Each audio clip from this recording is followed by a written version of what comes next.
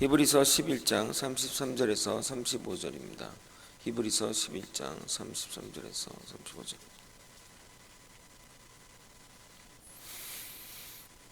짧은 본문이라 합독하시겠습니다. 33절입니다.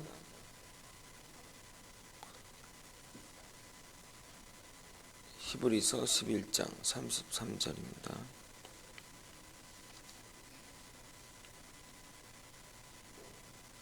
그들은 믿음으로 나라들을 이기기도 하며 의를 행하기도 하며 약속을 받기도 하며 사자들의 입을 막기도 하며 불의 세력을 멸하기도 하며 칼날을 피하기도 하며 연약한 가운데서 강하게 되기도 하며 전쟁에 용감하게 되어 이방 사람들의 진을 물리치기도 하며 여자들은 자기의 죽은 자들을 부활로 받아들이기도 하며 또 어떤 이들은 더 좋은 부활을 얻고자 하여 심한 고문을 받되 구차히 풀려나기를 원하지 아니하였으며. 아멘. 처음에 히브리서 11장을 할 때 한 달 정도 할 것 같다고 했는데 정말 한 달 정도 한 것 같습니다.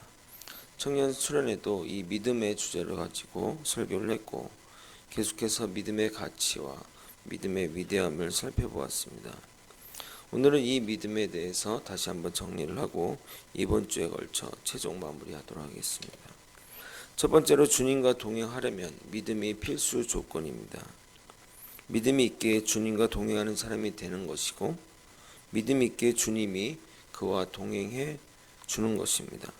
그래서 우리는 주님을 기쁘시게 할 유일한 직접적인 조건은 헌신도 헌금도 선한 행위도 아닌 믿음입니다. 믿음이 주님을 기쁘시게 합니다. 두 번째는 믿음이 보이지 않는 약속을 보이게 만듭니다. 노아도 아브라함도 보이지 않는 말씀에 의지하여 나아갔다는 것입니다. 그것은 세상의 가치와 기준과는 달랐습니다. 하나님의 말씀은 우리가 생각하는 가치와 생각과는 차이가 납니다. 선악간의 판단 기준이 하나님이 되어야지 우리의 도덕이나 가치관이 되어서는 안 됩니다. 이것이 우리가 착각하는 것입니다. 그래서 하나님을 인간의 도덕이나 윤리로 묶어버리려고 합니다. 그러나 세상의 도덕과 윤리는 인간이 만든다고 기준이 되는 것이 아닙니다. 세상을 만드신 분이 기준이 되어야 합니다. 세 번째는 믿음을 일정한 기준으로 제시하지 않고 사람이 성장하듯이 믿음도 성장한다는 것입니다. 사람이 생각하기를 믿음은 고정된 것으로 생각합니다. 그래서 천국에 들어가는 커트라인처럼 이런 믿음이 있으면 들어가는 데는 문제없어 라고 생각하고 더 이상 믿음의 성장을 위해 노력하지 않는다는 것입니다. 천국에 들어가는 데는 주님이 구주를 삼는 믿음만 있으면 들어갈 수 있을 것입니다. 그러나 그런 믿음은 죽은 믿음이라고 말합니다. 살아있는 믿음은 성장하게 됩니다. 믿음의 성장은 결국 하나님 나라를 바라며 이 땅의 것을 집착하지 않는 믿음으로 나아가게 됩니다. 결국 우리는 이 땅에서 나그네 삶을 살아가는 존재입니다. 그래서 세상의 권세와 지위를 버리고 주님의 것으로 취하게 되는 것입니다.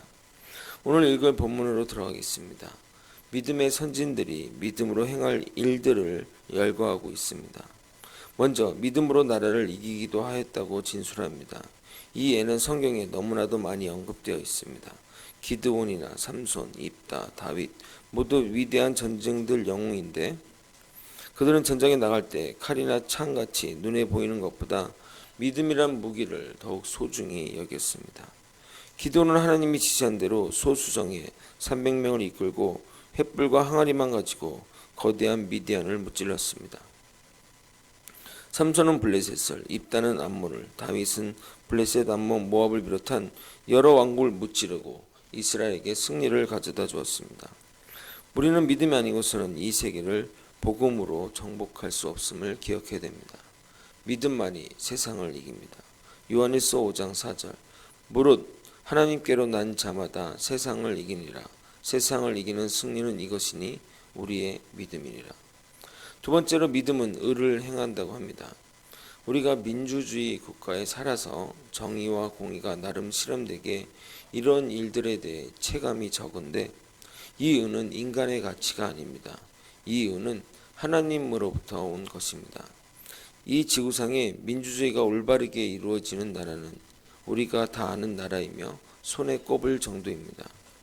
민주주의 형태를 취하고 있으나 부정부패로 정의가 제대로 발휘되지 않는 나라도 수두룩합니다. 아프리카와 남미 대부분의 국가는 독재 국가입니다. 세상은 철저하게 약육강식과 적자생존의 가치관으로 살아갑니다. 그러므로 정의나 공의는 끼어들 공간이 없습니다. 사실 우리나라도 이렇게 민주주의가 실현된 것이 그리 오래되지 않았습니다. 지금은 언론이 자유롭지만 30년 전만 해도 나라에서 방송을 검열하였습니다. 믿음이 아니면 결코 의는 이 땅에서 실현되지 않습니다. 우리가 교육을 통해 이런 의의 가치를 소중하게 여기게 된 것입니다. 더 나아가 이 교육의 핵심은 기독교의 가치가 기반이 되어 있습니다. 그래서 독재국가나 공산국가에서 기독교를 탄압하는 이유가 여기에 있는 것입니다. 믿음의 선조들은 믿음 있게 하나님이 명하신 명령의 테두리를 벗어나지 않으려고 최선을 다하며 매사에 공정하게 일을 처리한 것입니다. 믿음의 선조들은 약속을 믿고 따랐기에 약속한 것을 받았습니다. 약속한 것을 받는 그 시간이 믿음으로 채우는 것입니다. 누군가에게 돈을 빌려주고 돈을 다시 돌려받는 기간 동안 신뢰가 채우듯이 믿음이 그 기간을 채웁니다. 사자의 입을 막는 경우는 성경에 3번 나옵니다. 삼손과 다윗처럼 물리적으로 입을 찢어 막기도 하고, 아마도 여기서는 다니엘을 염두에 두고 한 이야기 같습니다. 다니엘의 경우 그가 우상 숭배의 위협과 하나님에 대한 신앙으로 인한 핍박 속에서 끝까지 믿음을 지키려다가 사자굴에 떨어졌을 때 하나님께로 보내받은 천사가 사자의 입을 막아버렸습니다. 다니엘은 손 하나 까딱하지 않았지만 하나님께서 사자의 입을 막아버리신 것입니다. 그 사건을 통해 다니엘은 살아나게 되고 다리오 왕은 전국에 조서를 내려 다니엘을 구원하신 하나님의 영광을 선포하게 됩니다. 이어 불의 세력을 멸한다는 것은 다음 주에 살펴볼 다니엘의 세 친구 이야기입니다. 그러나 그들이 맹렬히 타는 푸른불을 직접 끄지는 않았습니다. 그 속에 떨어졌을 때 하나님께서 그 타는 불 속에 있는 그들을 보호하사 머리털 하나, 옷가지 하나 그슬리지 않고 기적을 베푸신 것입니다. 그들이 맹렬히 타는 푸른불 가운데 떨어지게 된 것은 여호와 하나님에 대한 절대 신앙을 지켰기 때문입니다. 칼날을 피한 것은 성경에 무수히 기록되어 있습니다. 대표적으로 다윗이 사울의 칼을 피한 것처럼 엘리야, 엘리사 등등 많은 이들이 주님의 도움으로 칼날을 피하게 됩니다. 연약한 가운데서 강하게 된 사람도 마찬가지입니다. 성경의 믿음의 인물들은 대부분 연약한 가운데 주님을 의지하여 강하게 된 사람입니다. 머리카락이 잘리고 두 눈이 뽑힌 후 하나님으로부터 힘을 얻은 삼손과 죽음 앞에 죽게 매달림으로 생명을 연장한 히스기야가 대표적인 사람입니다. 35절을 읽어보겠습니다. 함께 읽겠습니다. 시작. 여자들은 자기의 죽은 자들을 부활로 받아들이기도 하며 또 어떤 이들은 더 좋은 부활을 얻고자 하여 심한 고문을 받되 구차히 풀려나기 원하지 아니었으며. 두 종류의 사람을 이야기하고 있습니다. 부활을 믿었기에 죽었던 자신의 가족이 살아 돌아온 사람과 부활을 믿어 죽음을 선택한 자를 말하고 있습니다. 그 모든 것이 믿음의 결과라고 히브리서 저자는 말합니다.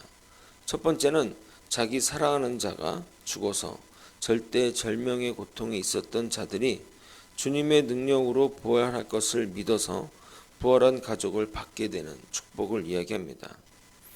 아마도 이 히브리에서 말하고 있는 여자들은 구약 성경에 기록되어 있는 사렙다 과부와 수넴 여인일 것입니다. 사렙다 가문은 하나밖에 없는 아들이 죽었을 때 엘리야 선지자에게 탄식하였고 결국 엘리야의 간절한 기도를 힘입어 아들이 다시 살아나는 기적을 체험했습니다.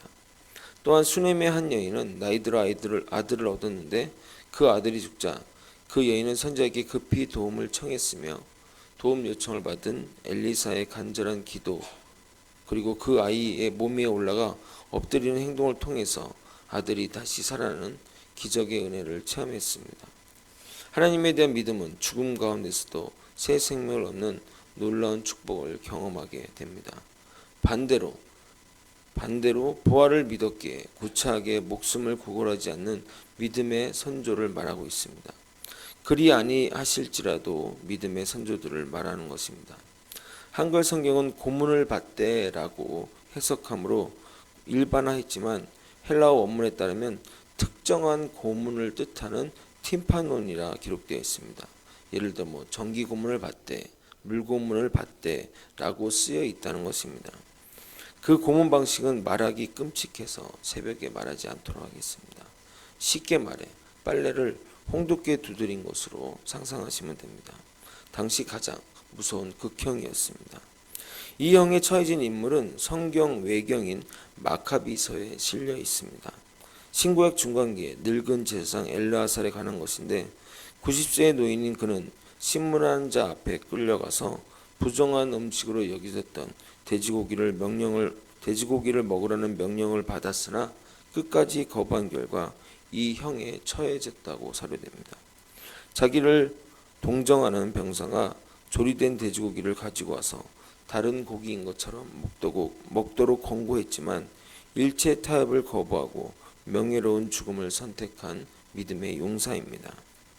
7형제의 순교에 관한 이야기도 있습니다. 그들은 고문하여 죽이는 기구들인 차박기, 톱니바퀴, 세갈코리, 투석기, 큰솥, 손가락 끼는 기계, 철로 된 손등이었는데 끔찍한 방법으로 고문을 당했지만 죽는 시간까지 그들의 신앙을 버리지 않았습니다.